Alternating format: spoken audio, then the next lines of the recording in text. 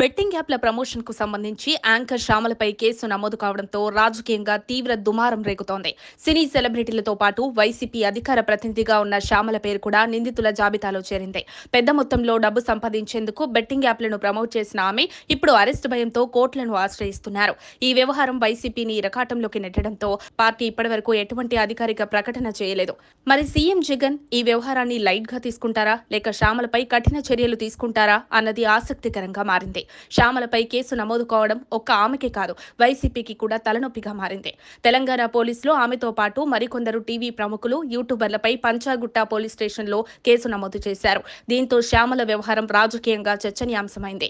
అధికార పార్టీగా వైసీపీకి ఎదురుదెబ్బ తగలడంతో టీడీపీ, జనసేన, బీజేపీ అంశాన్ని ఆసరాగా తీసుకుని విమర్శలు గుప్పిస్తున్నారు. ఈ వ్యవహారంపై సోషల్ మీడియాలో పెద్ద ఎత్తున ట్రోల్స్ కొనసాగుతున్నాయి. బెట్టింగ్ క్వీన్ అంటూ శ్యామలపై మీమ్స్, వీడియోలు వైరల్ అవుతున్నాయి. వైసీపీ అంటే బెట్టింగ్ పార్టీ అన్న ఆరోపణలు కూడా తెరపైకి వచ్చాయి. శ్యామల గతంలో పవన్ కళ్యాణ్ ను టార్గెట్ చేస్తూ వ్యాఖ్యలు చేసిన నేపథ్యంలో ఇప్పుడు ఆమె కేసులో ఇరుక్కోవడంపై జనసేన శ్రేణులు తీవ్ర వ్యంగ్యాస్త్రాలు సంధిస్తున్నారు. బీజేపీ, సోషల్ మీడియా వర్గాలు కూడా వైసీపీని శ్యామలపై సెటైర్లు వేస్తున్నారు. ఈ వివాదంతో పార్టీపై ప్రజల్లో ప్రతికూల ప్రభావం పడుతుందనే భయంతో వైసీపీ నాయకులు ఆందోళన వ్యక్తం చేస్తున్నారు. ఎన్నికల ముందు పార్టీలోకి వచ్చిన శ్యామలను అధికార ప్రతినిధిగా నియమించడాన్ని కొందరు తప్పుపడుతున్నారు.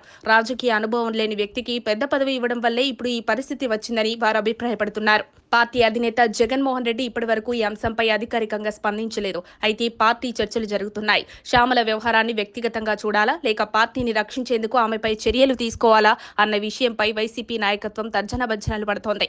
పార్టీ నైతిక విలువలను కాపాడుకోవడానికి శ్యామలపై వేటు వేసే అవకాశం ఉందని రాజకీయ విశ్లేషకులు అభిప్రాయపడుతున్నారు. మరిన్ని అప్డేట్స్ కోసం మా కాయ్ టీవీని సబ్స్క్రైబ్ చేసుకోండి. మా వీడియో కనుక మీకు నచ్చినట్లయితే లైక్ చేయండి, షేర్ చేయండి. మీ విలువైన అభిప్రాయాలను కామెంట్ బాక్స్లో తెలియజేయండి.